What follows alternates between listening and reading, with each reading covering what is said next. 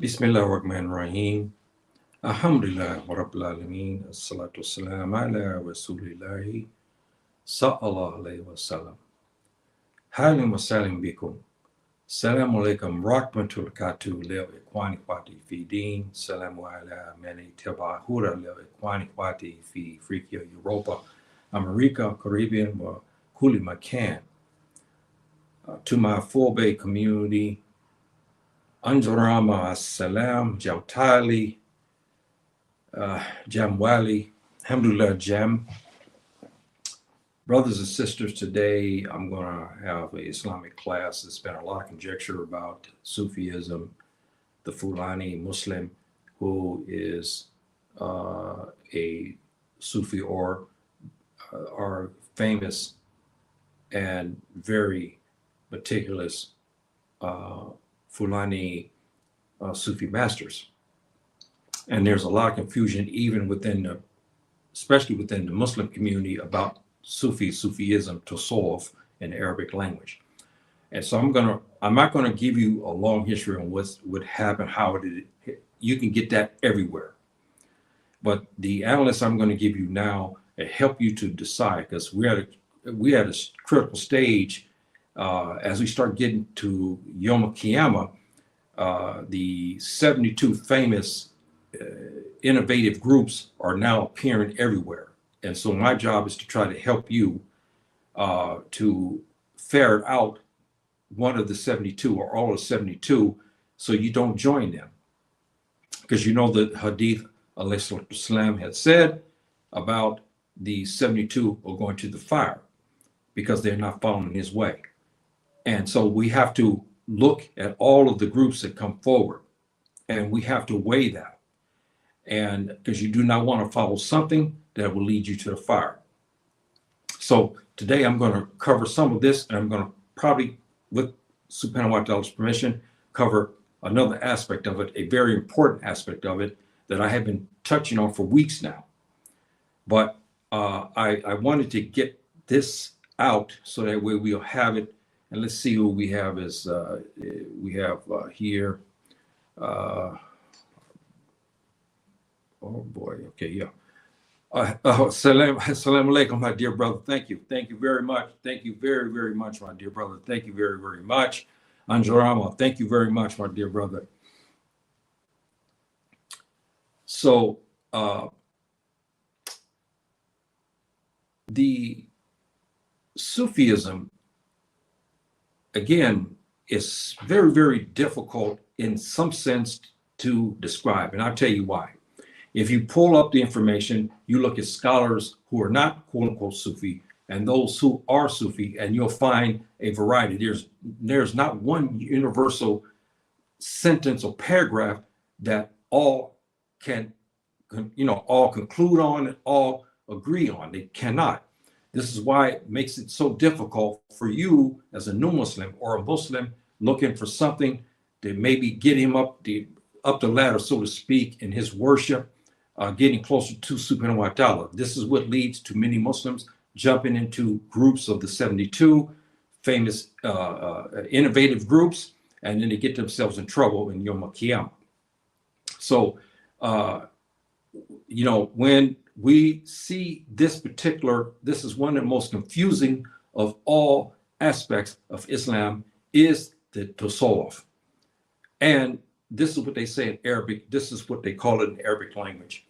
And what's the difference between, say, a regular Sunni Muslim and a Sunnah of Sufi Sunnah and so forth? There's differences in one regard.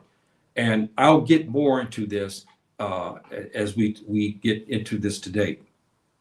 And I'm hoping, brothers and sisters, that you guys look at this, and then you look at this and ask questions, and also do your studies. Because, brothers and sisters, I'm going to tell you something.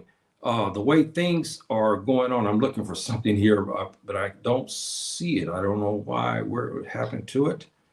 Where is it? I don't see it here now. That's very interesting. I'm looking for something here and I don't find it. That's very interesting. Boy, that is, let me see if it's here. No, it's not here either. Boy, I don't know where, it's not here. So now let's look at something. I'm going to show you some notes and I'm going to get you up to speed and we'll get more into it because I want you to have the elementary part of this. I'm not going to go into the history. All I can tell you is this. The best of quote unquote the Sufi was the Prophet alayhi salatu wasalam, or Nabiyana alayhi salatu wasalam, him.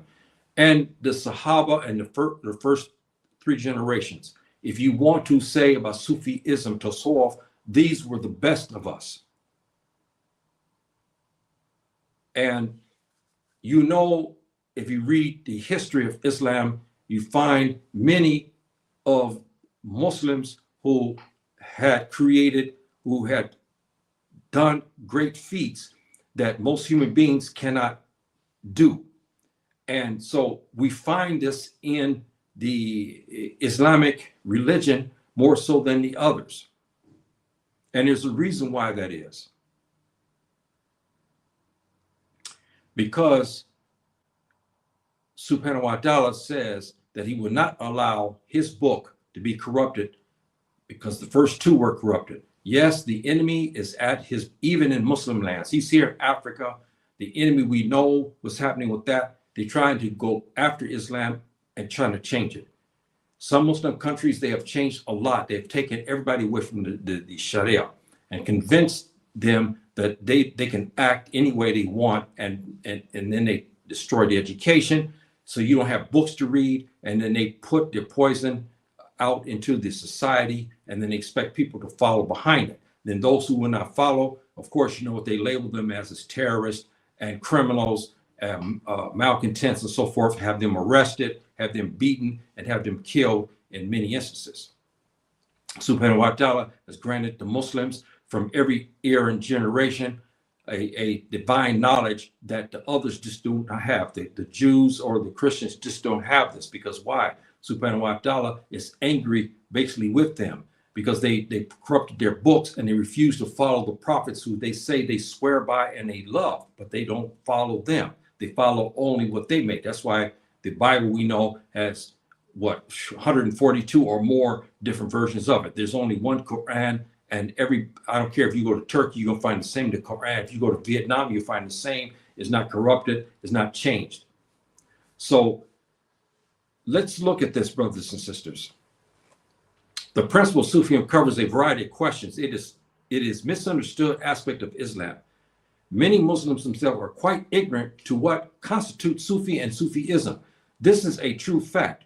As you heard me say, you will hear, if you get 100 people, each person, even though they don't know anything and they have not studied, they will give you some aspects of what they think it is. And a lot of times they're wrong. But it's the fact that they're not covering it and they have not studied it, what makes it very difficult. Then on fact of that, you'll see others who profess to be Sufi doing things that is not right. See, so we know that. In Sharia, we know that there's many, again, if you look up in even Google, you'll find many principles of Sufism. Some say 5, some say 10, some say 15, some say 4 or whatever. I'm taking 5 because I want to give you the basic to what it is. You'll find many different aspects according to who's writing it about Sufism and so forth. But the path, the correct path of the Sufi is what as we understand it, is the Sharia. The Sharia is the first legal path. It's the strongest path. And the Tariqah is the method, or the path. Each group has its own path and so forth and so on. The truth, meaning the mystical truth, what Subhanahu wa ta'ala has ordained. Then we get to the one that is most fascinating that you heard me talk for weeks, the Marifa. I'll give something special on that in another episode, inshallah ta'ala bi'ithnillah. So these four aspects. Now you say the Sharia, well, yeah, I saw the Sufis over here doing this. I saw Sufis over here dancing and jumping up in the air. I saw Sufis twirling around and so forth and so on. Yes, we have that. And this is again why I'm talking to you about that. Those groups that you know, even if you don't study anything about quote unquote the Tasawwuf, you know something in your heart you don't feel is right. You should, because subhanahu wa ta'ala, the angels are probably telling you, say, look, this group over here is not right. Yes, you see them worship. No one ever accused the person who's Sufi of not worshiping. Even though he's involved in the bid'ah, he still make his 5 daily prayers. He still make his dhikr and he's doing everything, but he's adding to the sunnah. This has to be rejected, as you know, the famous hadith of the Prophet ﷺ, who talked about people who make innovations and so forth, and what would happen to them, they go to the fire. See, so the Sharia is very important.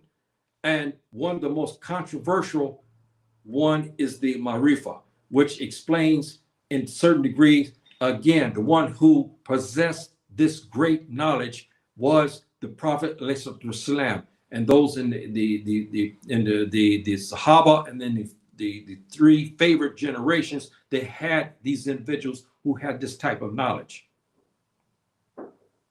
So again, like I said, this is just what I gather all, because you can find in Google, you'll find some say 6 principles, some say 4 principles, some say 5 principles, some say 15, 10. You have many different numbers because according to which tariqah path that these Sufi are going, each one is making up. This is what makes it so difficult. I'm breaking it down so that way you'll have basic what it should be. The Sufi attains a superior knowledge of a superior knowledge of Allah and what he stands for. He is certain of his return to Allah. The difference again, and this is one of the difference between a regular rank and file Muslim, okay, and the one who's professed to be Sufi, which I don't like to use this term, but again, I'm using it for educational purposes, is that the person who professed to be among the Tasawwuf, he says that he has more superior knowledge of Allah. And in many instances, he may have that, in that he's making more towards his remembrance and knowledge of subhanahu wa ta'ala and what he wants than most rank and file Muslims. This is why today, as the disbelievers, the Americans who study us continuously, spending millions studying us, and they divided the Muslims into 4 groups, which was the fundamentalists, the traditionalists, the modernists, and the secularists. He defined Muslims in this regard. The Sufi is not in this particular realm. Why? Because he's concerned not with the traditionalists who say, I'm Hanafi, or I'm Shafi'i, or I'm Hanbali, or I'm whatever. And then the fundamentalist is the one who was very, very stringent as far as everything is the Sharia Allah and the Sunnah Nabi, and there's nothing else behind that. So the Sufi is not in that category as well. He's definitely not a modernist because he worships, and he does not attain to kufr and shirk billah, and he's not trying to change anything as far as the Quran and the Sunnah goes in this regard. And of course, the secularist who believes that Islam is over here, and you add secularists too, which is famous now inside Muslim states today. You have all this. You have Muslims who's basically, you don't even know they're Muslims anymore. They shave their beards. They wear American and European clothing. They even go to the masjids in this regard. They have created different thoughts about what we should do as Muslims, and so forth and so on. So we have that. The Sufi is not involved in that either. What he is involved is this internal desire to understand subhanahu wa ta'ala. And he's adhering to something that's innate in him. And he believes that the Malaika, which is the angels, are giving him this knowledge. So he makes a lot of dhikr and a lot of prayer. This what separates him in this regard, because his desire is that he knows he's going to return. You have Muslims today, regular Muslims today, Sunni Muslims today, will tell you straight. They said they're Islamic. They said they believe in subhanahu wa ta'ala, but yet they don't believe that there is a Jinnah. They believe it's only the dunya. But they go to the masjid, they read the Quran, they say they know the Sunnah, but then they'll tell you straight out too that there's no such thing as the Jinnah. And when you go into the ground, it's over. See, so the Sufi, he prepares this, for himself for this experience, this exponential knowledge which pleases Allah. And this what separates him. But once a Muslim reaches a state of deep religious thought, worship, meditation through dhikr, putting the dunya as a mere afterthought. This is the difference. The Sufi says, hey, I'm not concerned about the dunya, meaning the earthly things and so forth and so on. And many of them are very stringent. They wear clothing that's a lot of times is suspect. You think that they're homeless, and sometimes they'll do other things, and they won't have TVs, they won't have any modern guises in their possessions and so forth and so on. And they go to some extremes that that it's not right. But they try to get away from the dunya, and they brush off criticism. And today's society, especially here in North Africa in particular, but in most Muslim states today, this part here is where the Sufi excels. While brushing off criticism from others, you have the four categories again, especially the third category, the modernism, and fourth, the secularist Muslims, who criticize the fundamentalists and criticize the traditionalists because they don't agree with them. And with the Sufis, they don't agree with them. The Sufi doesn't care what you say about him. He's going to go in his path to learn about subhanahu wa ta'ala and to get subhanahu wa ta'ala's favor. So he's good about that. He doesn't care if you call him a terrorist or you call him a criminal or whatever the situation may be.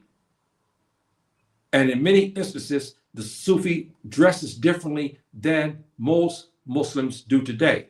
And again, in many Muslim states today, when they see a person, a Sufi, especially some who are not some of the real extreme, they wear very nice clothing. They may wear a turban or wear a kufi, but they have very nice clothes. You'll see the modern sect, they go after him. They'll say he's a terrorist, he's a criminal, or they'll try to make up lies on that person. You find this today, or they try to get them kicked out of a masjid.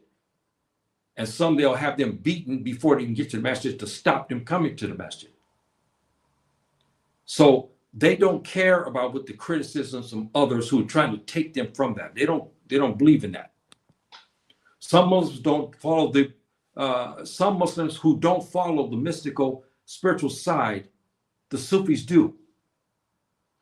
Most rank and file Muslims today, they do what is necessary to maintain themselves as Muslims. They pray, they fast, they make some dhikr. They may be more guilty of using Islam in verbiage, talking about that they're Muslims, when in fact their practice is very weak. You'll find many of these Muslims today who are saying many of the names of subhanahu wa ta'ala continuously all day long, and they don't pray. Or they have some different aspects of Islam where they pray on Friday only, or some will pray only in Ramadan. You have all of this. And so they don't seek that favor. They just do the bare minimum to keep the titles Muslim. The Sufi differs. The Sufi feels that they feel, the modernists and many, and even some of the fundamentalists as well, feel that the Sufis are adding strange things or becoming too emotional, or even doing things that they don't quite understand.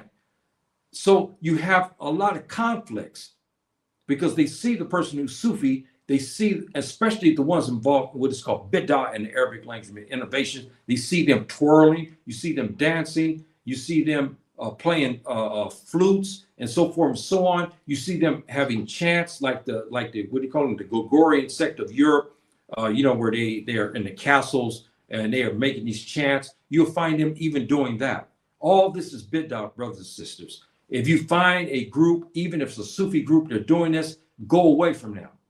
If you go to a masjid and you find, as you go inside the masjid before the salat, you see them in a circle making chants, you get out of there.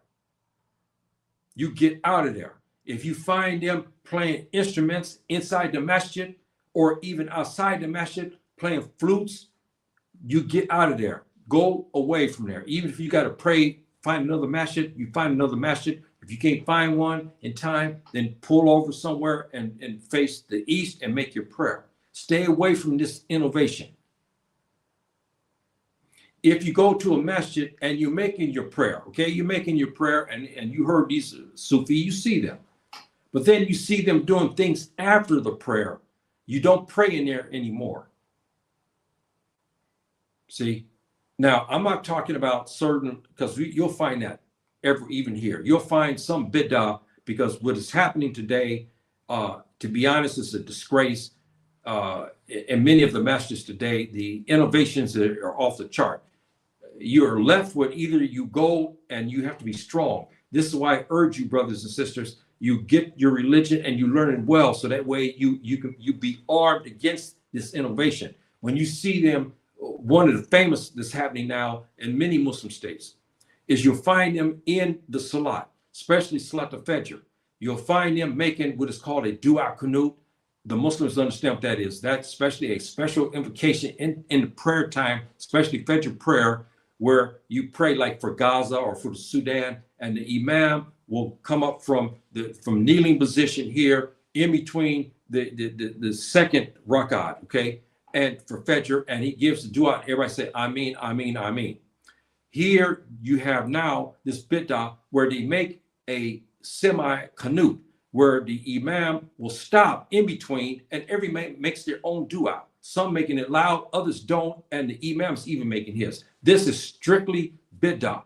There's no proofs. I had them argue with me, telling me before. I said, you give me the proof and show me that the Prophet ﷺ prayed like this. That always you go to the when you hear people argue with you, you bring the proofs. You ask them, like you hear me say many times, I want to hear what the Salibiyin, who the Crusaders, those from the embassies, when they say that they go after people to stop them from masjid, I always invite them to come to the show, explain to us where in the Sunnah of the Nabi ﷺ they find this, or where in the Quran they find this type of criminal activity. Or they go inside the masjid, create a darar. Darar, if you understand, is Surah Tawbah, Surah 9, verses 107 to 108, where Prophet ﷺ ordered his companions to go to these masjids where they were hypocrites. On the surface, they built a masjid and looked like Muslims going in it. But inside the masjid, they're plotting against the Muslims. So subhanahu wa ta'ala, again, this is what we talk about Sufi. Who was the best of Sufis was the Nabi. Subhanahu wa ta'ala, again, ma'aruf, okay, ma'rifa, okay, I'll get to that another day, and so forth and so on. Number 4, what I was talking about before. And subhanahu wa ta'ala, the angels came to him and told him, hey, this masjid is built over here. These people are doing this. And today, they don't hide that. They bring these criminals inside the masjid who plot against the Muslims. They make their prayer, but their prayers are not accepted because they're on the orders of a disbeliever. And they come to the masjid and they fight Muslims. When they see people like me, they fight us. See, or they follow you to the masjid, or they'll send people to come after you, and so forth and so on. I always fight these Salibiyin to come on my show, and then let them come to explain to us where they get this, and give me the dalil, the proof that the Prophet ﷺ had the Sahaba to go after Muslims who go to the masjid. They can't. See, but this is what we talk about. And the Sufis, in particular, again, they're not involved in this. because the Sufis are involved in deep internal worship. This is the difference. Internal worship, where they are seeking the knowledge of Subhanahu wa ta'ala internally, from the heart, trying to get the answers, trying to understand Subhanahu wa ta'ala better. So this is what I'm talking about. And I have to give you the other aspects because I want to show you what our Muslims are doing. And again, if you have a group of people here and the man comes to you and he will pay you to come to his, what they call in the Arabic language, Jamaat, meaning a group, okay, Islamic group, and he comes in and pays you, and then he have you to do things that the Prophet didn't authorize, and it's against the Sharia law, you stay out of that. It's an innovation. It will send you to the fire. And you remember what Subhanahu wa ta'ala says in the Quran. He says that he will line these people up one day. You do not want this disbeliever to sit there in Yom Kiyama, getting ready to go to the fire. He's pointing you out. These other ones over here said, this man followed me. I paid him to go after Yahya. I did this. I told this man to hit Yahya in the masjid. I gave this man $25 or 25 dirhams to go after this other old man. He will testify against all the Muslims who followed him. You don't want that. This is why you have to understand your religion. Subhanahu wa ta'ala knows the human being best. He's already pinpointed these disbelievers. So don't follow them. When they bring you to their group and they'll tell you, and you will hear them. I heard them say many times, we're Fulani Muslim. I almost fall out of my seat. I almost fall down to the ground laughing because they're not Fulani Muslim. They're against that. But they've created a Jamaat that's all against the Muslims. These are the groups that you should stay away from. Sufi groups and these other groups. Again, the Sufis. If you go to a masjid and you find them playing flutes, get out of there. If you find them before the prayer, you see they say the Sufi, they're sitting in a circle and they're making chants. Like this, get out of there. Don't pray in there. So I'm giving you this advice to help you. So that way you don't fall into that.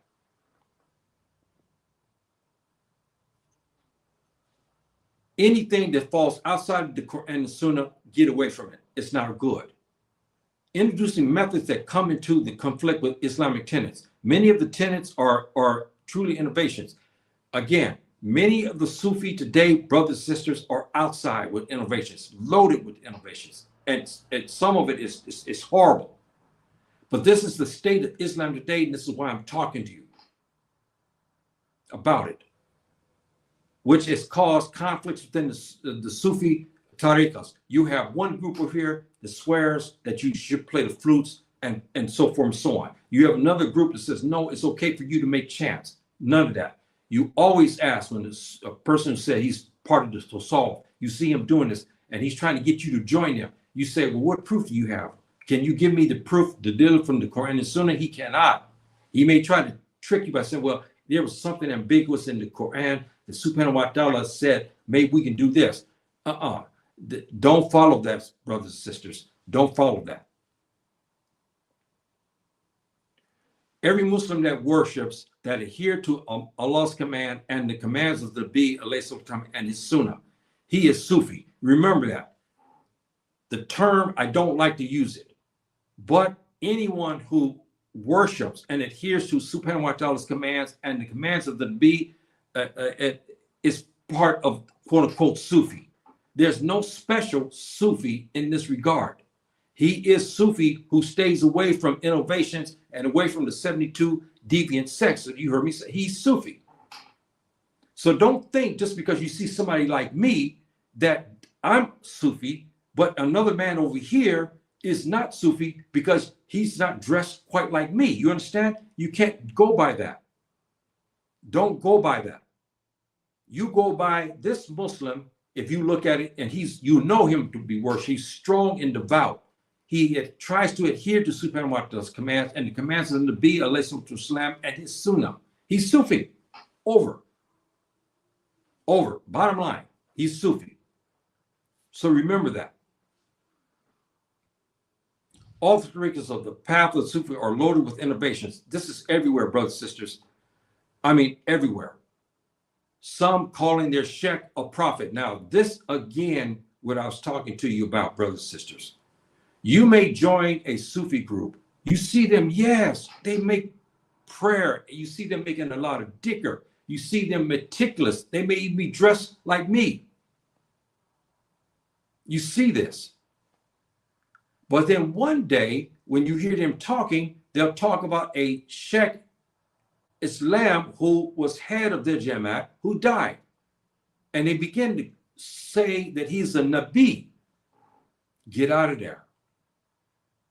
Or you join a Sufi group and you're there for 2 weeks, 2 or 3 weeks. Everything's going okay. You know, you go there, you worship, you're thinking you got something good now that's going to lead you going to subhanahu wa ta'ala, to, you know, in Jannah.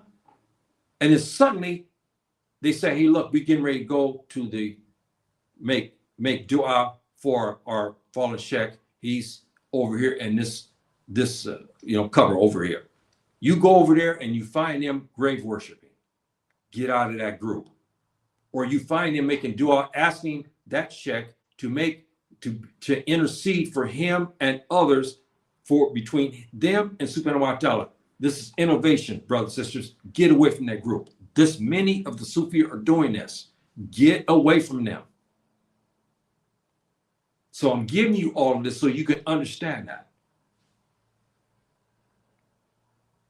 Difference between the Sunnah and the Sufi is the former is seeking Allah's grace and mercy from prescribed methods. This is the rank and file Muslim.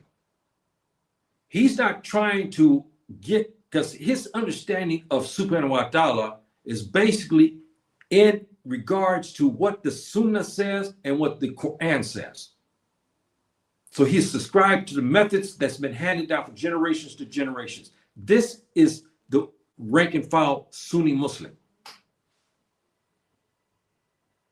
The Sufi follows the guide set under the Sunnah and the Quran. However, he seeks subhanahu wa ta'ala's mercy through deeper reflection and direct knowledge of worshiping him from the creator. This is where the eternal, where he is making a lot of dhikr. I'm talking about hours worth of dhikr.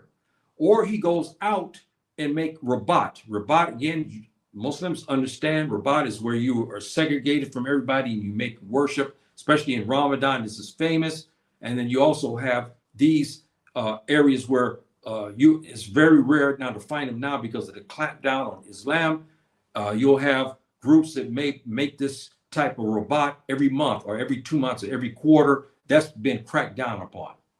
But you'll find them in deep worship and seeking subhanahu wa ta'ala's grace, but to understand subhanahu wa ta'ala from a deeper perspective. This is the difference between the two. Again, the regular Sunni Muslim, he seeks subhanahu wa ta'ala's pleasure and everything, and he gets it straight from what he understands the Sunnah and from the Quran, and from what the students of knowledge give, and so forth and so on. The Sufi does that, but he also looks in the inner part of trying to get a special knowledge from subhanahu wa ta'ala that would make him understand him more. This is the difference. I'm talking about those who are not involved in the innovations, okay? I'm talking about these particular Sufi in this way. That's what the difference is between them.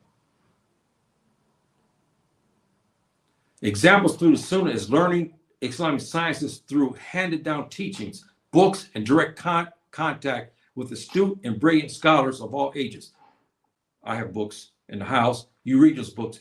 Famous scholars of Islam and students of knowledge. You get their books and you read it on fiqh Islam and so forth, and the Sharia law. All that you find that, yes, you do that. But the Sufi doesn't really do that. He has studied those books. He studied those books and he studied under one Shaykh Islam. Yes, he's done that. But then he branches off, and the Sufi awaits subhanahu wa ta'ala's mercy and direct knowledge of things deeper than the books and modern scholars can provide. Example of that is here. Example of what I'm talking about. If you go through regular parts of the Sunnah and then the Quran, subhanahu wa ta'ala talks about the interstellar space.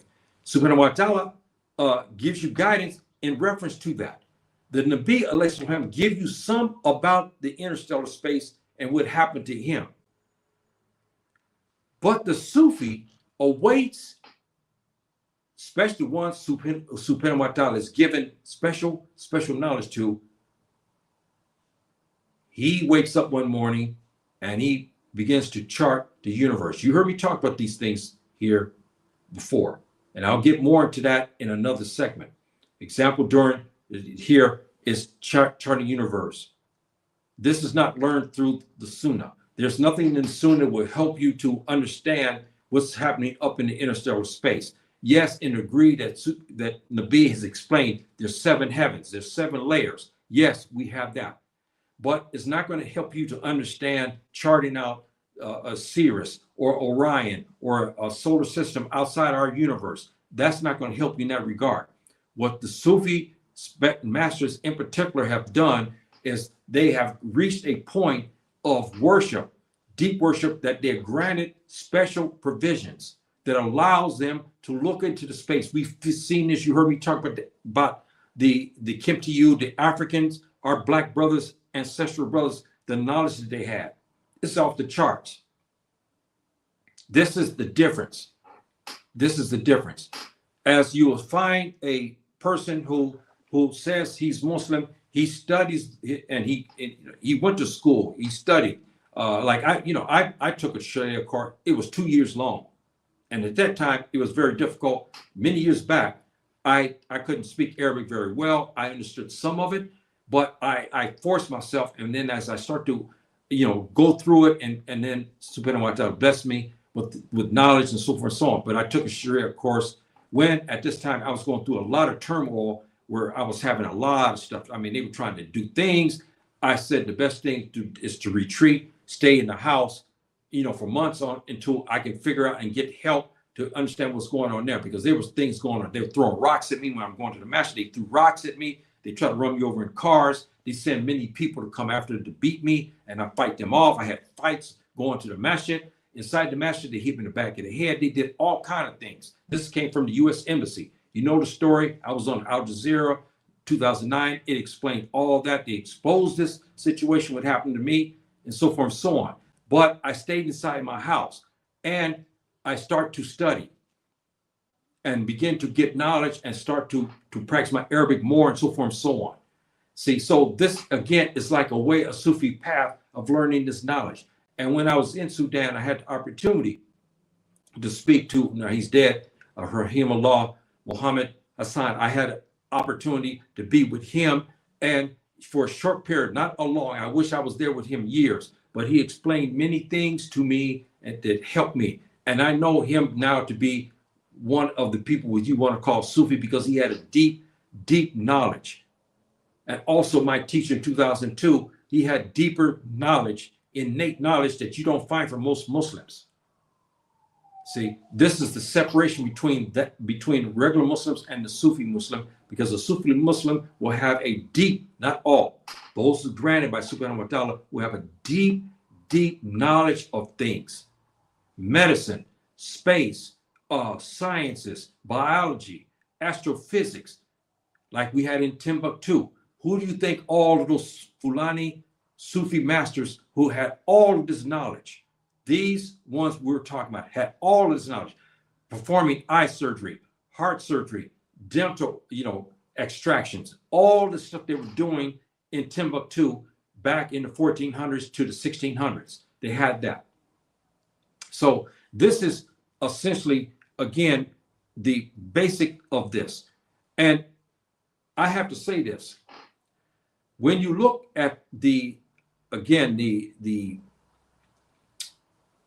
principles of Sufism and whatnot, you have to be very, very careful to understand this path. And I'm giving you a quick brief of it, because I want you to study and I want you to be very mindful of them, so that way you don't jump into groups.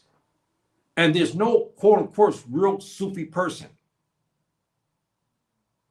because this is an innovation in itself, but we use it for educational purpose, just the same like we talk about Egypt and in Africa, Africa, okay? We talk about Egypt. Egypt is not its real name. But this is the same way for education, because if you start talking about Tom Mary, 99.9% of human beings everywhere say, where is that? But if you say Egypt, everybody knows where Egypt's at. Well, same thing in Islam. If you say Sufi, then, oh, okay, yes, I heard them. I know of them. See, so I'm using that for the educational purpose. But it's important, brothers and sisters, that you see that their path is the Sharia, their path is Tariqah, and the truth, the mystical truth, and then the Marifa. The Marifa. This part is the separation that we've been talking about for a long time. When the Sufi Muslim gets this, the Prophet Nabi alayhi salam had this. And you heard stories, we talk about the Prophet alayhi salam, we talk about some of the Sahaba, and of course you heard me talk many times about Muslim Sufi, Fulani Sufi masters. And many of these, they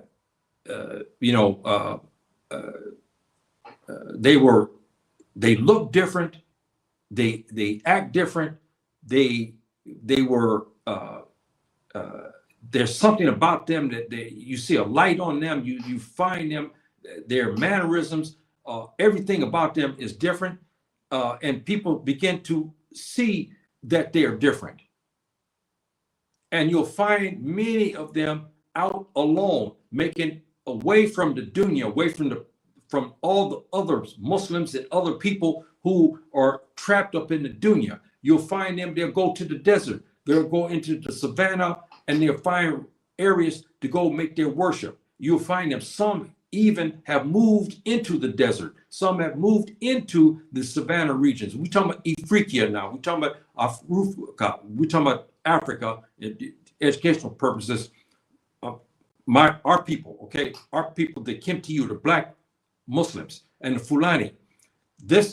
We're talking about these and what they do. They'll go into the desert and you'll see them and they have a different look, and you'll spend time in the desert and they'll come back and you know something has happened to them.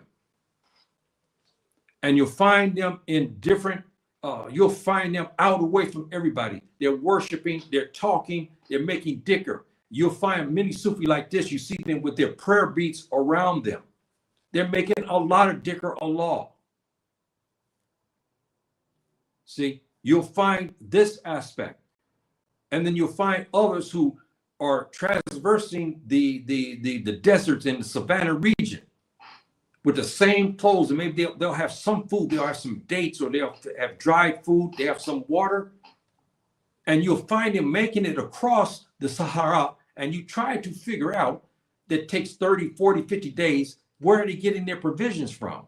There's a lot of mysteries to that. And you have Sufi masters who teach their children, their sons. And you'll find that this Sufi master will take his sons out into the desert to teach them. Why? Because there he can talk to them where they can listen. It's very difficult to go in your house today when you have a TV set, you got your telephones going, and you have the cars going by, you hear sounds all over the place, and a child, especially a young man, is distracted easily. A Sufi master may take his children out, his sons in particular, and he may stay a couple of days in the Sahara or in the savannah region or in the tropical forest region, wherever you live, and he'll take his sons there to study, hoping that he'll get the reward, and also that his sons will be granted this special privilege of having this innate knowledge, the Marifa.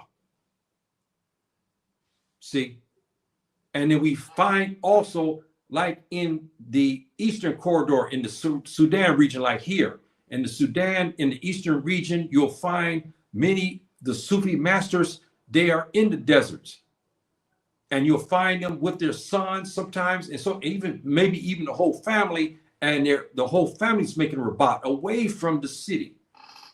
You'll find them in the Sahara, in the desert, and you'll find them there maybe 30 days. The wife, the daughters, the sons, everybody everybody making rabat. This is the difference, brothers and sisters, between the regular Sunni Muslims and your quote unquote Sufi Muslims. Differences. And you will find these young boys, sons, who are their fathers are Sufi masters. You'll find them very well educated in Islam, but you'll find them well educated in other aspects of worldly life as well. And you'll find them to have a special relationship with Subhanahu wa Ta'ala that most Muslims don't have. It's because of this study, because of this adherence to the Sunnah of the Nabi alayhi salam and the Prophet alayhi salam, excuse me, and the Subhanahu wa Ta'ala's Sunnah and Sharia. You'll find this. And then you'll find some of the Sufi masters today who are they are in the Mulasma system. You heard me talk about the Mulasma system in Arabic language, meaning you have one Sufi master. We're talking about Sufis today. The Sufi master, he will have a whole bunch of students. They live with him inside of his house.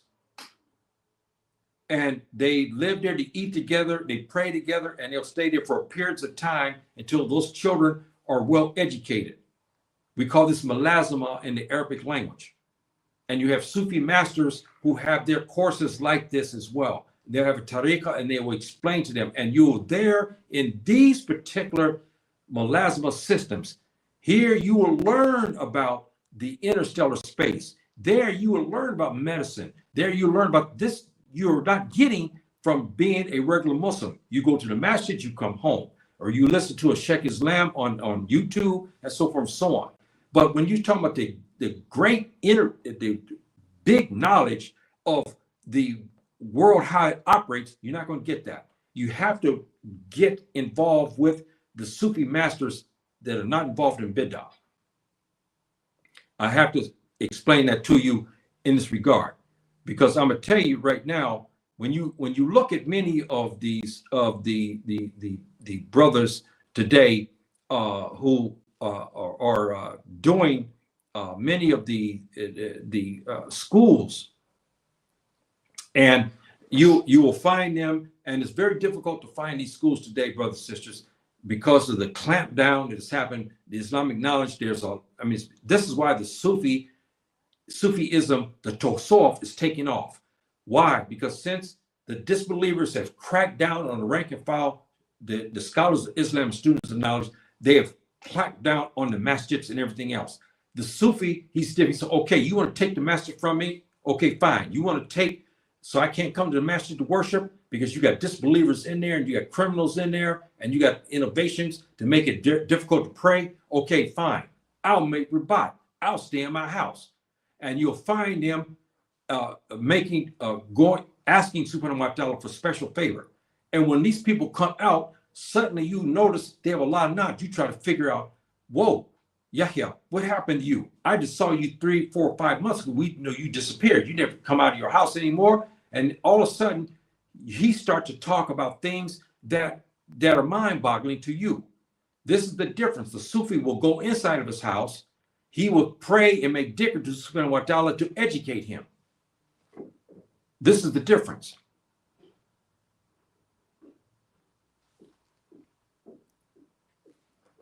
So again, you will notice the Sufi master, he is quite different in his way, in the way he even walks.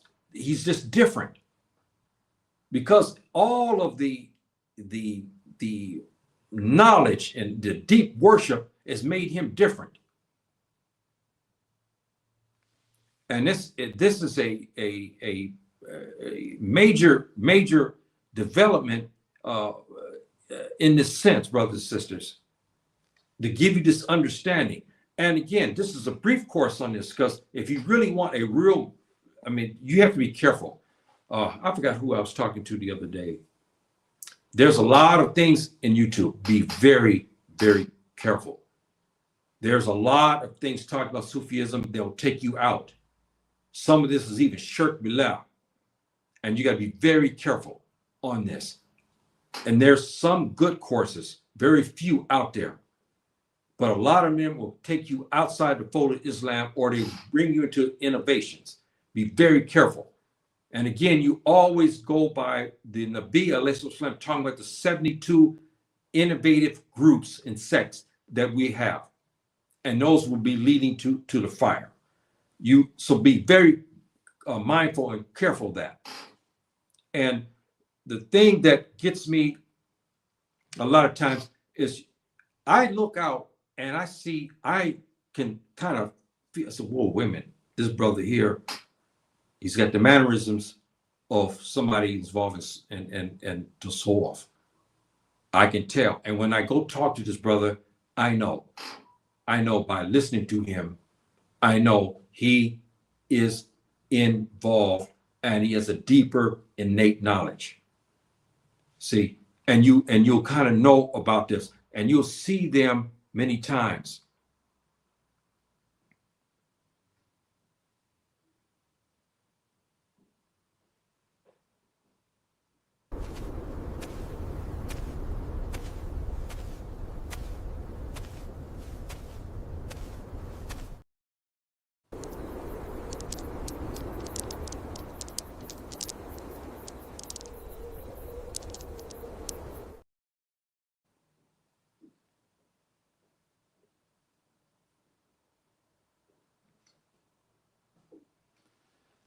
Even yours truly, when I was in the desert, it was a experience. And, you know, there's a lot of things that happened, okay? And led me to have a lot of experiences, so forth and so on.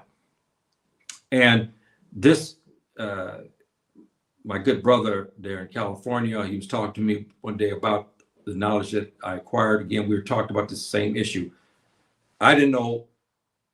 All I did was I asked Subhanahu wa Ta'ala, because things was happening to me. They took the masters away from me at one time because I got advice.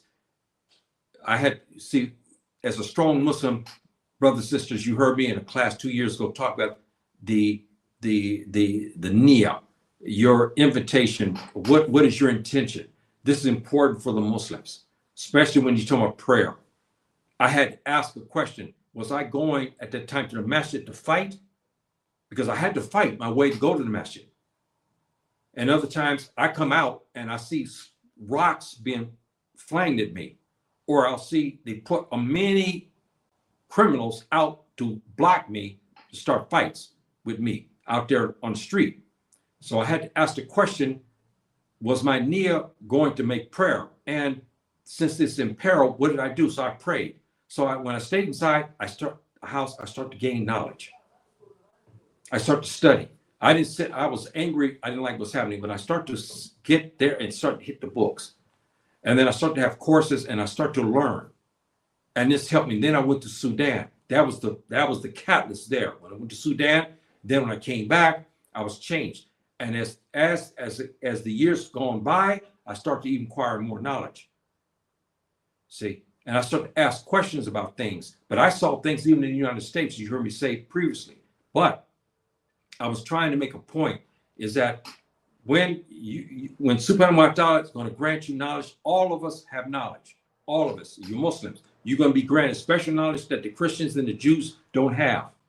But there's those who have more knowledge, especially the Sufi, who's quote unquote their Sufi path. They have a lot more knowledge because they have a well-rounded knowledge. It's a difference, big difference. And when you see these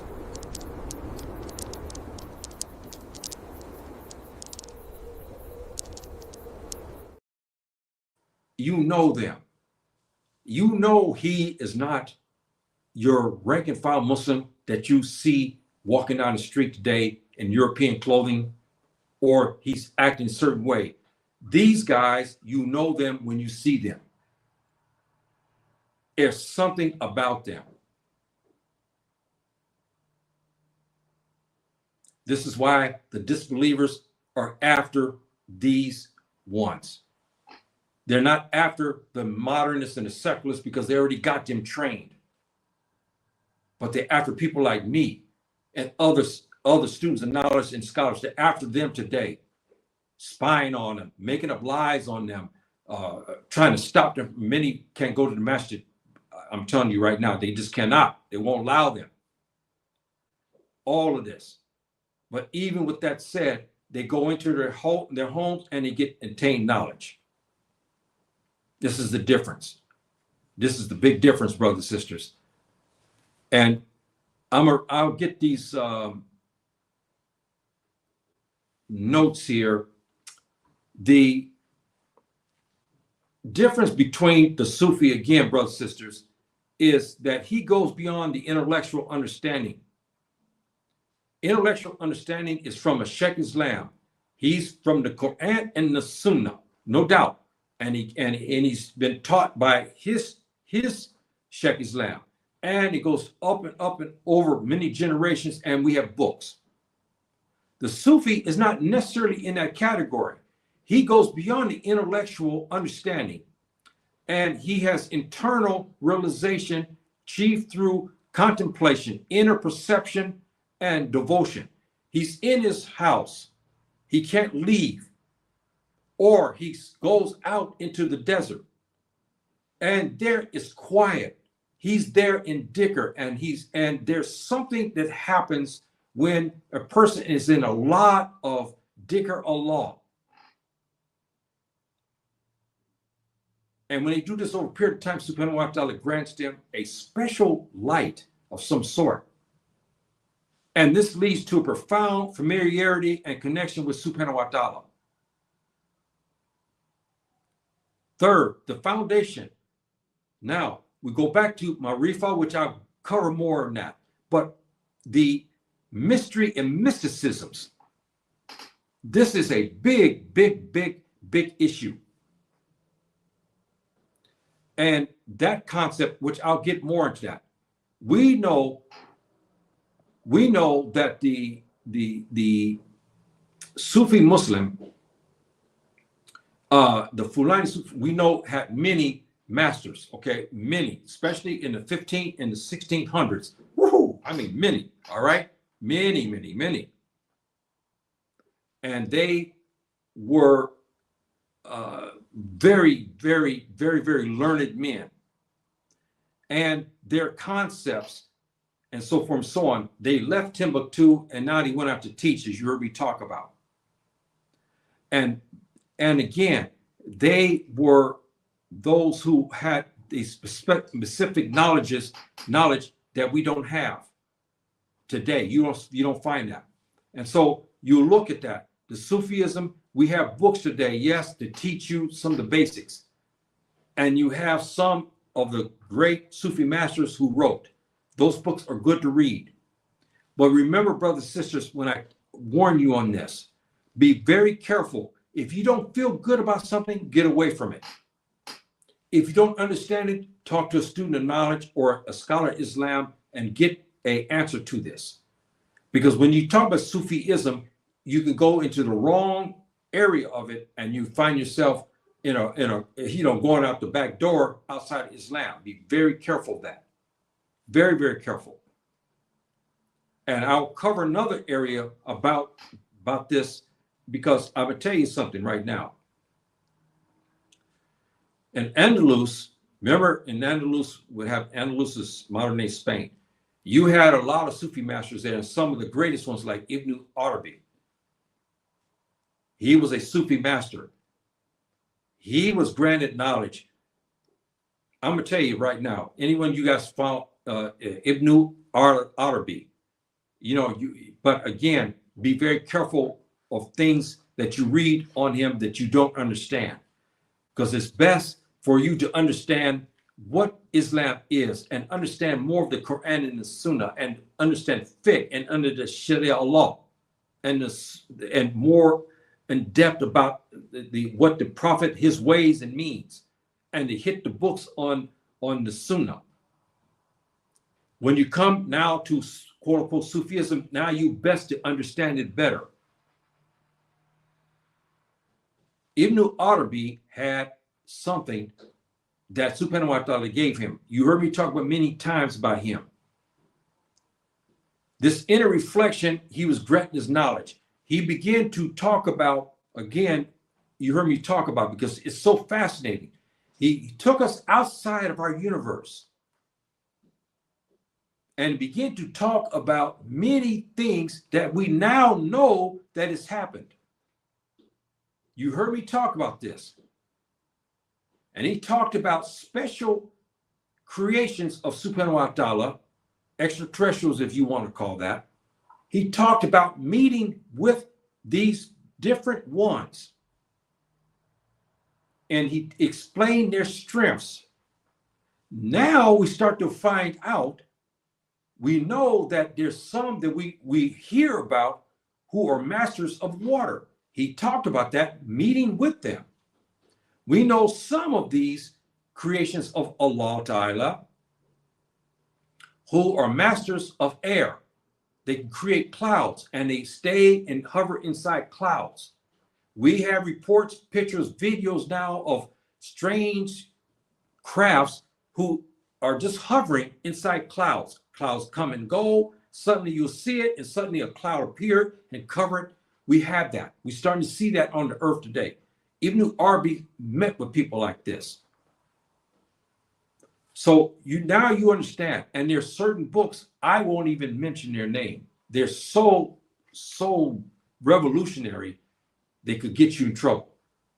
And I'm not trying to say they're evil. No, I'm just saying, me personally, I'll stay away from it. I don't want to read it. I don't want to even mention the name. There's one book in particular that is so, I don't know any word to say. It is very, very, very, very strong. And it's talking about things that we don't quite understand. And that's why they outlaw this book everywhere, because they don't. But there's some in YouTube now, as you heard me say last week, who are covering this. And it's very, very interesting. Very, very interesting. And whatnot. And, you know, again, brothers and sisters, the recap, and I will be closing. It's important, brothers and sisters, to understand the basics. Again, if you go to Google, you'll find a lot of stuff on Tasawwuf in Arabic, but in English, Sufism, you'll find many. You'll see 5 categories here, 10 categories, some 15, some 6, some 4. You'll find many. That's why I say this is why it's so confusing and whatnot. So when you pull up Google, you'll find all of this thing is confusing to you. I give you 4 ones which I consider to be best examples of true Tasawwuf. And that's the Sharia, the legal path. The tariqah, meaning the path. The path means Sirat Mustaqim in Quranic Arabic. You hear Subhanahu wa ta'ala says many times in the Quran, the straight path. And then the truth, meaning the mystical truth, meaning all the mysteries, the things that you see and the things that you don't. This is where the contention is, because many, this one here, this number 3 here,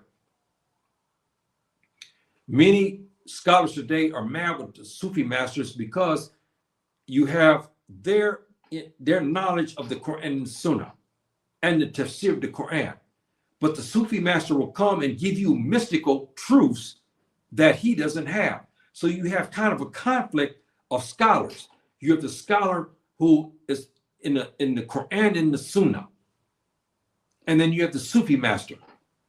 The scholar of Islam is, you ask him, you ask a verse, he can talk to you about that. He'll talk to you about the hadiths of the Nabi alayhi salam. He'll give you things of the tafsir of the Quran.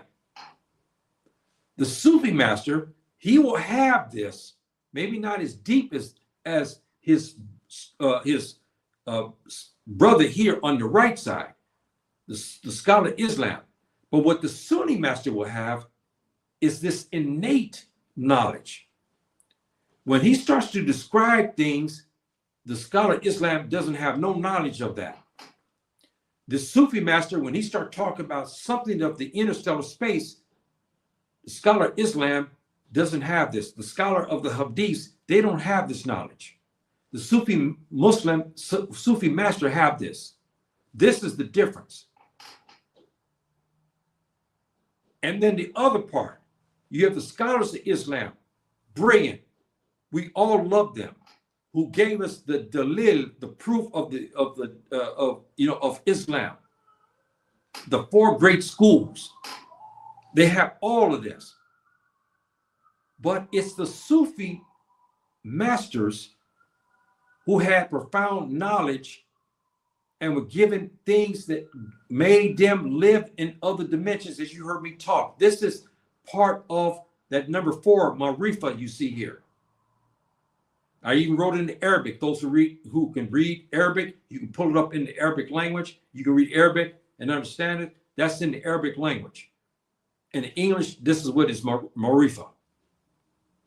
It's the mystical knowledge. This is where the scholars of Islam today, they don't have this. They don't have the mystical knowledge and awareness and mysticism. They don't have that. They'll possess that. That's why there's a conflict to a degree between the scholars of Islam and the Sufi masters. This is a big difference. And I will give you something, and I will be closing here, brothers and sisters. Let me see if I can find these. No, I don't see them here.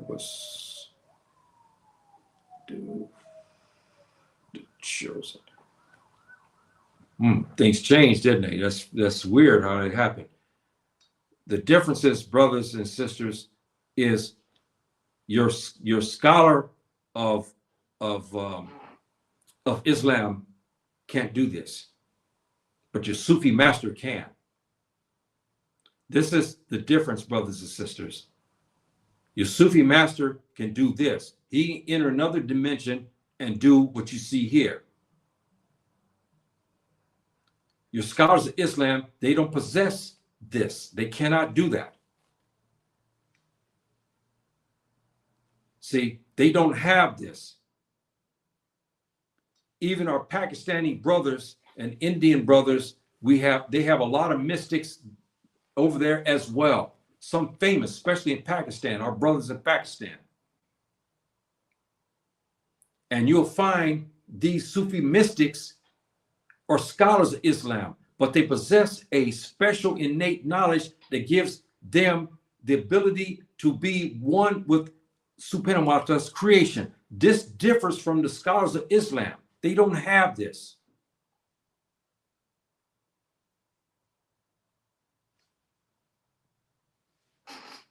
See, they just don't have that. That doesn't make either one better than the other. I'm just giving you the difference so you can understand the difference between the two. A Sufi master can do this. The scholars of Islam cannot. They may find this situation here imperilous to them. They say, why would I want to put myself in this situation? I'll get eaten by the lions. They know their limitations. The Sufi master, because of he's given something by Subhanahu wa Ta'ala, he knows he can enter a dimension that the scholars of Islam cannot enter. The Sufi master can arrive in the Savannah region, in the Sahara, and it's nighttime. He'll be sitting there and a lion pride will come up there to him. He can rest and they won't mess with him. Most of your scholars of Islam cannot do this. This is the difference between the Sufi master and the scholars of Islam, the Sheikh Islam. This is the big difference. So now you kind of get the drift of what I'm saying. And the difference is, brothers and sisters, is again this Marifa. It's the Marifa part is where it separates the regular scholars of Islam and your Sufi masters. Your Sufi masters are in harmony with dogs, with cats, with lions, with hyenas, with wild animals. Even there's reports, because in the Sahara, many of you may not know this, but they're in some parts of the Sahara, especially in the western part of the Sahara, we have baboons that live, who have adapted to desert life. There are areas that they maintain. We have stories of Sufi masters, especially Fulani Sufi masters, who walk through this region, and normally if they see human beings, they will attack them and kill them. But the Sufi master walks right through their territory and nobody messes with them. Your regular scholar Islam, student of knowledge, doesn't have this dimension. He's not one with nature. It's not saying he's not good. No, we're not talking about that. Both are blessed by Subhanahu wa ta'ala. Subhanahu wa ta'ala blessed the scholar Islam to understand his book, understanding the sunnah of his prophet, the Nabi alayhi salam. He's been given special knowledge.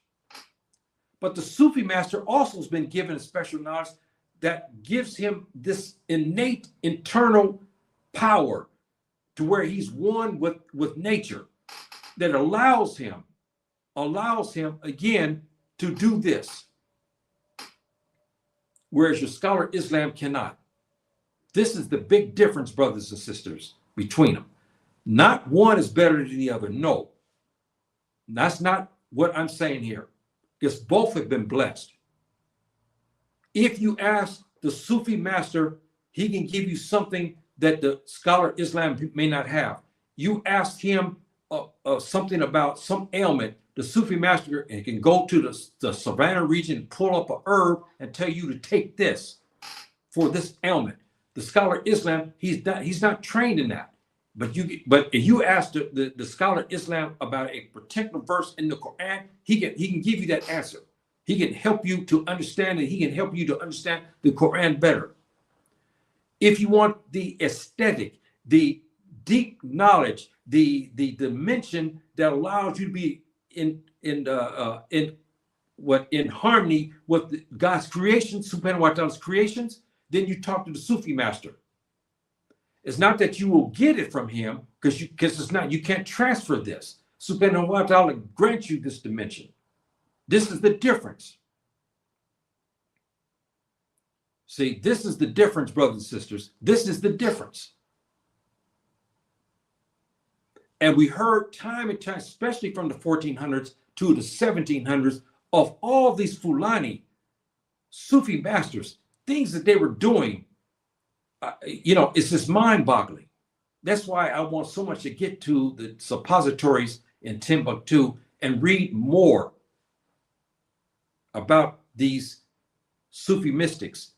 And I want to see their astrophysics books that they have of the interstellar space. And I also want to meet some of the who are caretakers of these books, because they're all written in the Arabic language, and read these books and also learn about some of the famous names of many of the Fulani scholars in particular and Sufi masters that we don't know about. I have one. I have talked about him. I talked about him, but I have not given you his works yet. So you have this. Now you have an understanding, brothers and sisters, of what I'm talking about as far as Sufism as versus Sunni Islam. Okay, the Sunnah is Islam. Sufism is Islam.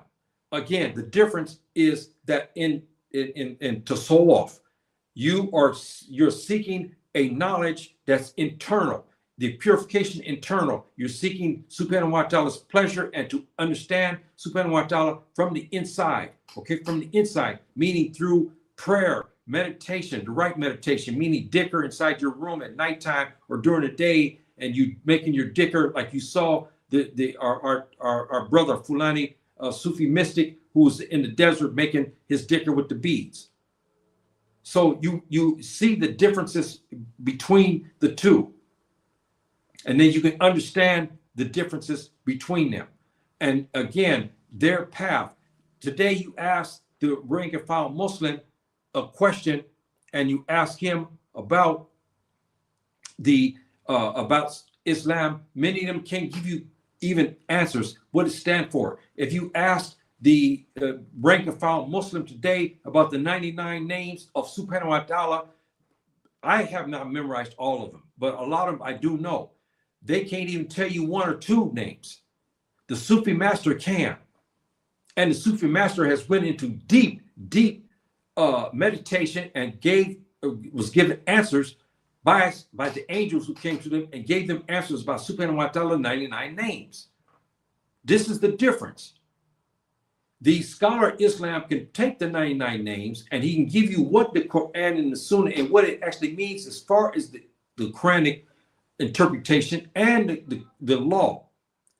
The Sufi master takes the 99 names and he goes deeper into it, deep analysis of the same things that the scholar Islam, but he cannot do.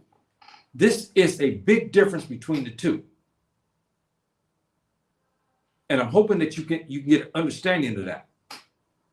When the scholar Islam talks about the 99 names of Subhanahu wa Ta'ala, he can repeat them, but he'll tell you, I don't have all direct knowledge of this.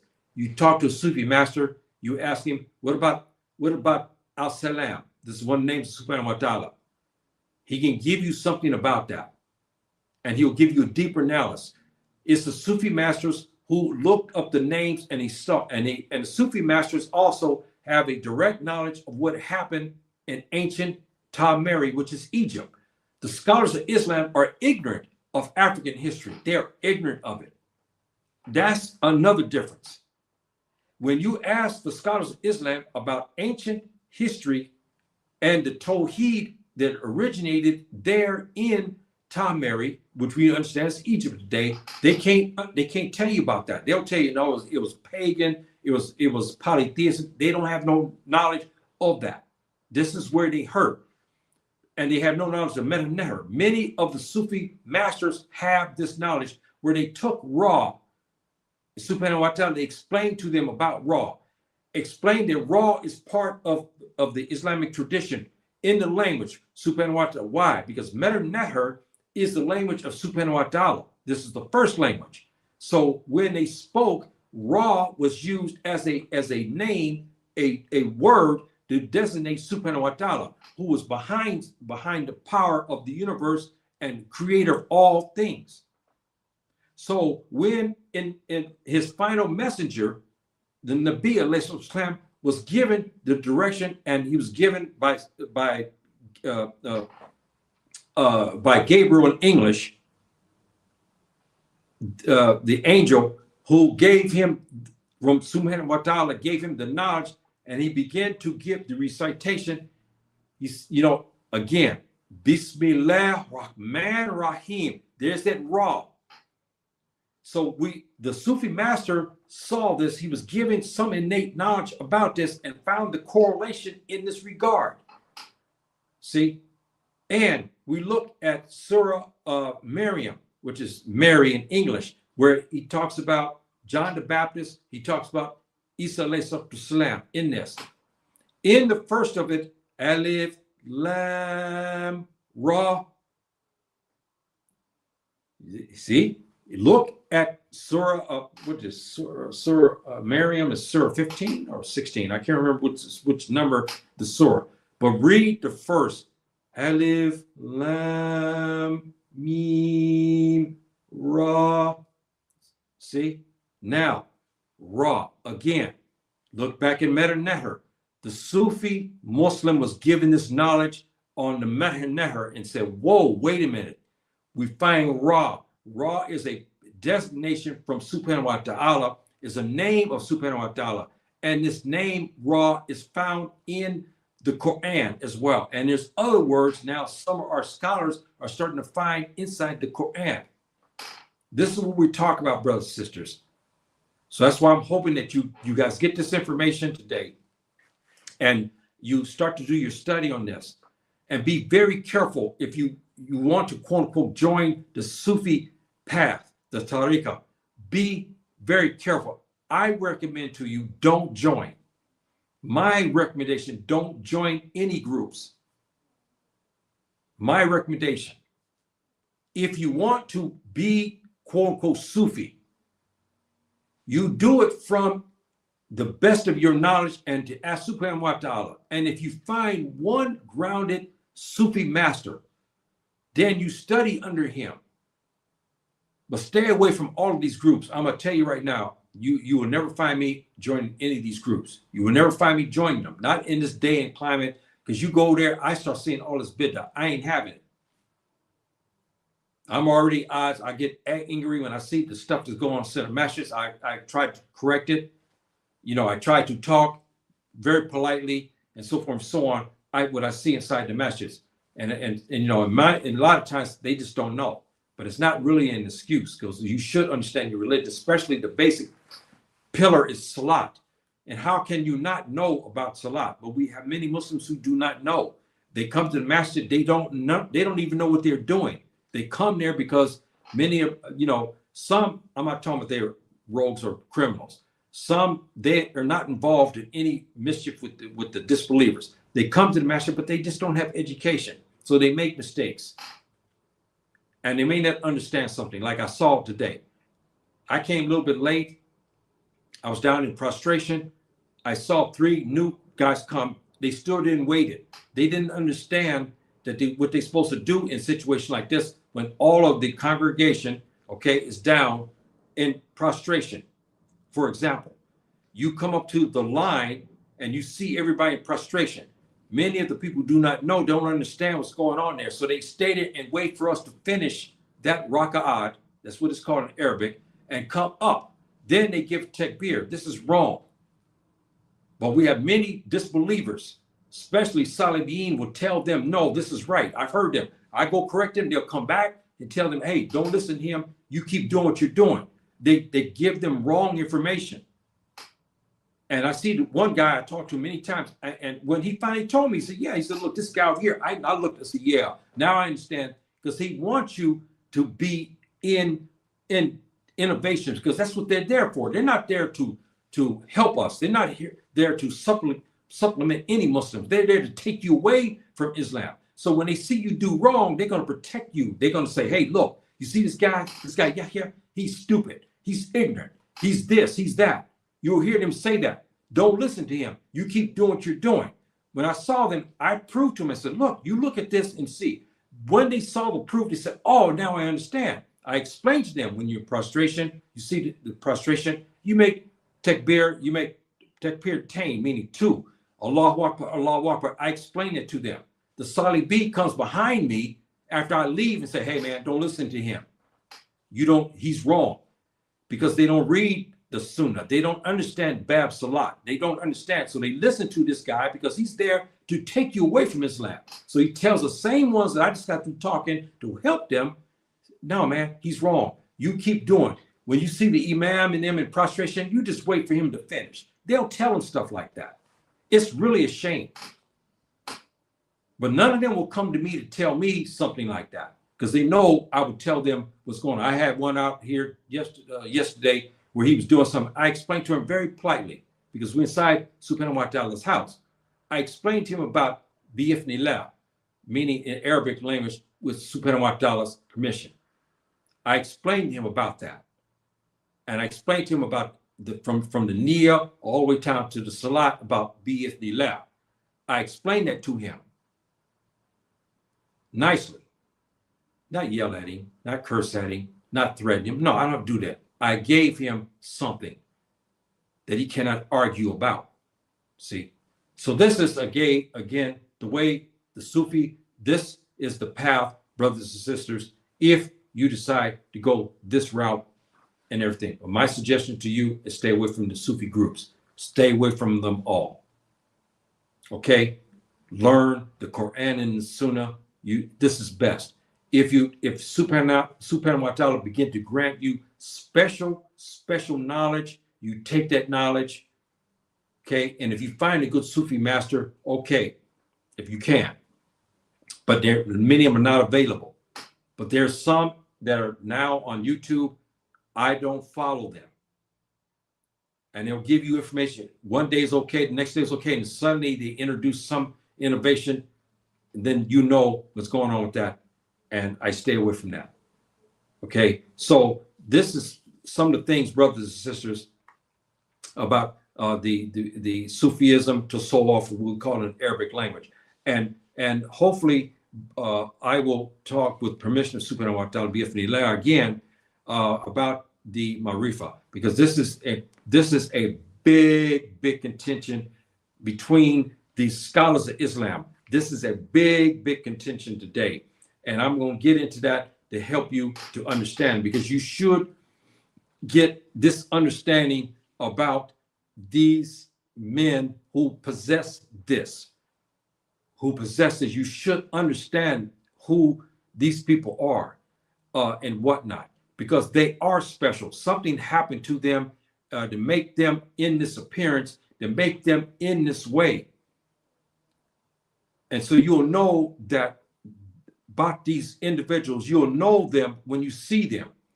They have a special look about them. They have a deep, deep love and profound respect for the Nabi alayhi, and they have a deep connection with Subhanahu wa ta'ala. You know them differently than you know the rank and file Muslims walk on the street. They have that special look about them, brothers and sisters, that you will see them, especially if you have any faith, iman in your heart. You see these guys, you know that they're not your regular modern Muslims today. You can see that. Especially in Sudan before the war, you'll find this type of thing. You'll find these brothers here with their young sons out in the desert. And a lot of times you heard me say, even with their families, they're out there worshiping, away from the TV set, away from their cell phones, away from the botherance of the city life. And you'll find them in the desert with their families where they worship 10 days, 3 days, whatever, because they have young children. It's not easy for them, you know that. And so forth and so on. So you maybe a couple of days they'll stay all together and stuff like that. And then they'll go back to their homes to resume regular life. But you'll have many Sufi masters who are teaching their sons the art of being having this inner peace and that connection, deeper connection to Subhanahu wa ta'ala. And they begin to train them in this regard. And this is a good thing, because you'll find these sons will not be prone to the innovations that happen. And we hope Subhanahu wa ta'ala protects these young boys, that they learn from their Sufi master fathers and so forth, and uncles and grandfathers, and that they'll stay on the straight path, because the devil will come after them. The devil will send his shaitan and evil. He will send woman and man to corrupt them, to take them from that path. See, so Subhanahu wa ta'ala will have to, Subhanahu wa ta'ala, we hope, will bless these young kids, young boys, that they stay on the straight path and so forth and so on, because the devil, Shaitan, will come after them. Believe me, he will come after them to take them from this path. And you know the Sufi masters and so forth and so on, they have a look about them. I don't agree with this part, in meaning that you'll find many of the Sufi masters and the students under the Sufi masters, you'll see them with prayer beads and stuff, and they make a lot of dhikr Allah, make a lot. And you'll find them in this, but I don't like to put this around my neck. To me, it's an innovation, because in the BLS, he didn't do this, but you understand what I'm talking about, that they have this look and so forth and so on, that makes them totally different than the others. And then you have your melasma system, where you have a Sufi master and he has his home, and he has maybe his brother or another Sufi master with him, and you will have young boys that come there to study under the Sufi master. We call this melasma. They'll live with him, they'll train with him for 30 days, maybe even 6 months, accordingly to what the school, how it is and the provisions. And you will eat dinner there, you make all your prayer there, everything goes on there. You won't have a chance to visit with your families. You'll be studying under the Sufi master. And we know this under the melasma system in Arabic language. So you'll have these. And again, this is where, I'm going to tell you something, brothers and sisters. Let's be honest about something. It's not off topic, and I got to close here. You think about the United States, and you think about Canada and Europe. I'm talking black folk, Kim to use, okay? Muslims, you have in Europe and in America and even in Canada, you have Muslim criminals. You have young Muslims who are gangsters. A lot now. It's everywhere. In England, you have Muslim gangsters. Some are worse than mafia. In the United States too, they're Muslims. They're involved in drug trafficking, a lot of different types of corruption and so forth and so on.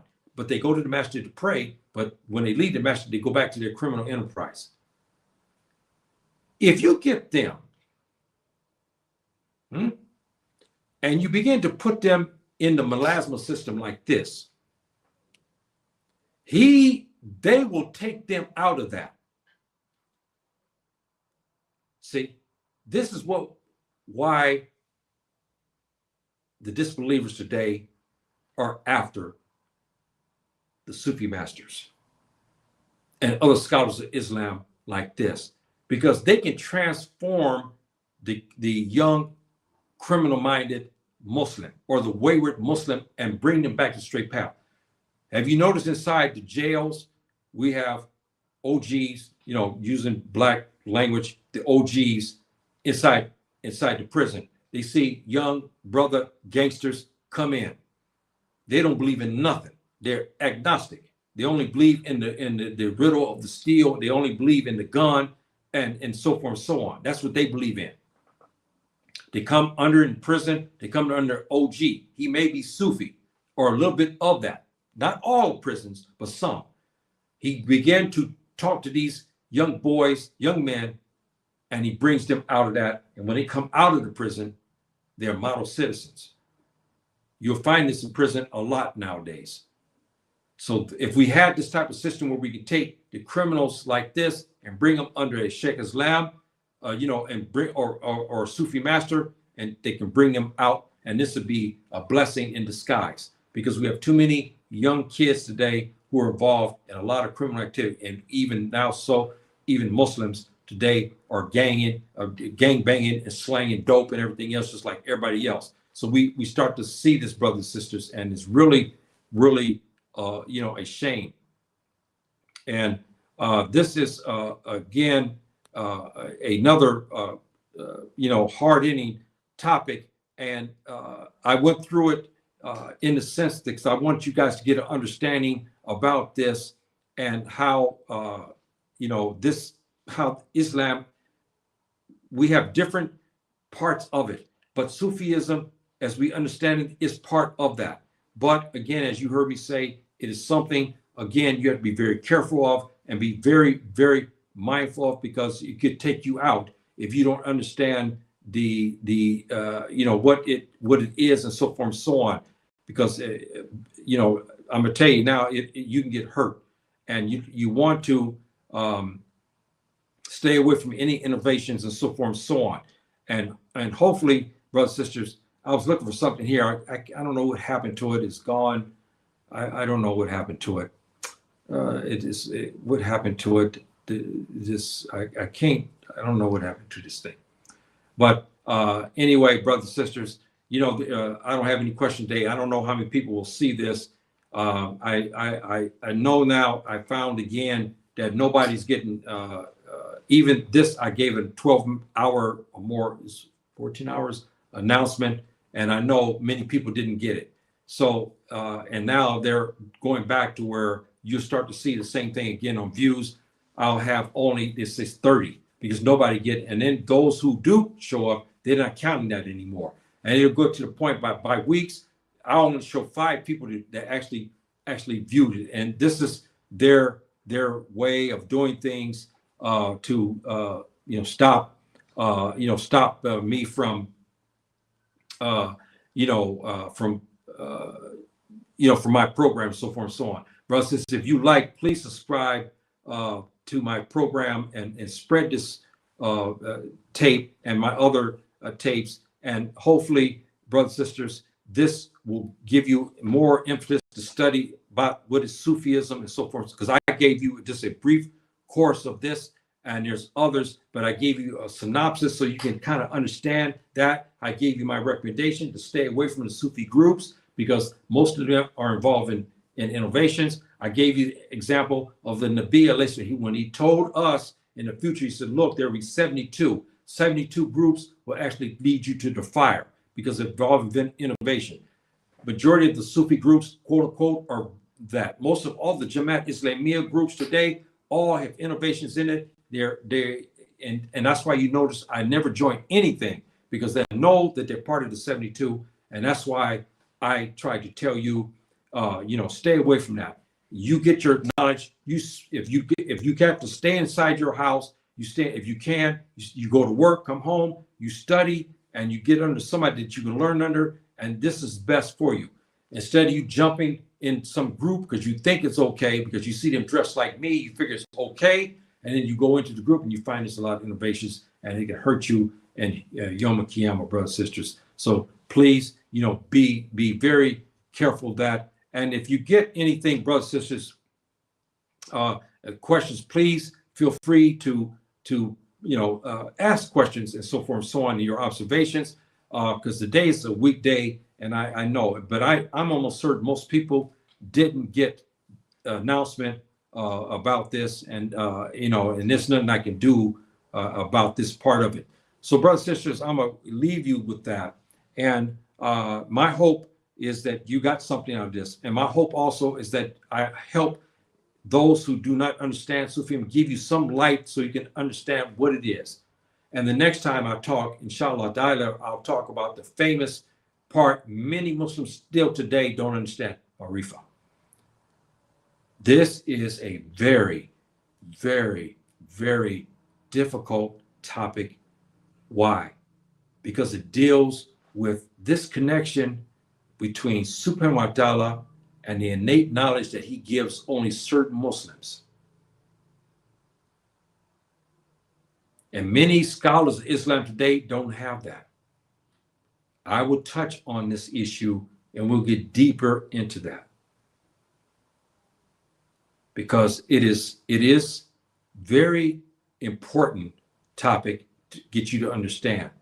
Because if some of you start to have certain things happen to you, maybe Subhanahu wa ta'ala has blessed you with this Marifa. There's a lot of stuff in Marifa I don't agree with. I hear many people make their interpretations of it. I don't agree. I will cover that, because some of it doesn't make sense.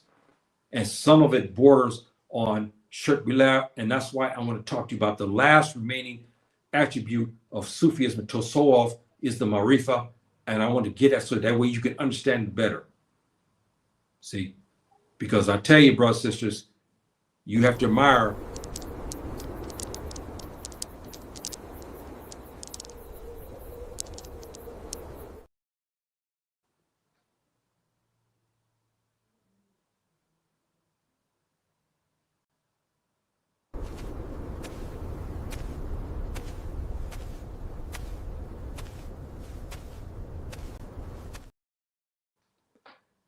and I tell you, I have to go to my favorite one here that I really love a lot. And to me, when I think about the Sufi master who was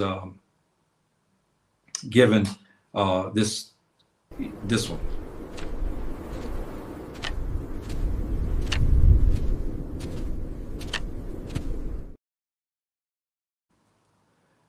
You think about our great ancestors, great Muslim Sufi masters, Fulani Sufi masters, and some of the accomplishments.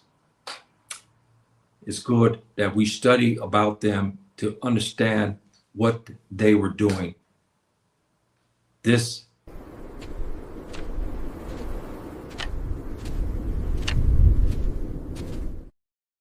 is part of the Marifa that we will discuss next time, bi'ithnillah. Inshallah, bi'ithnillah. So I'll leave you with that. Assalamu alaikum. Rahmatullahi wa barakatuh.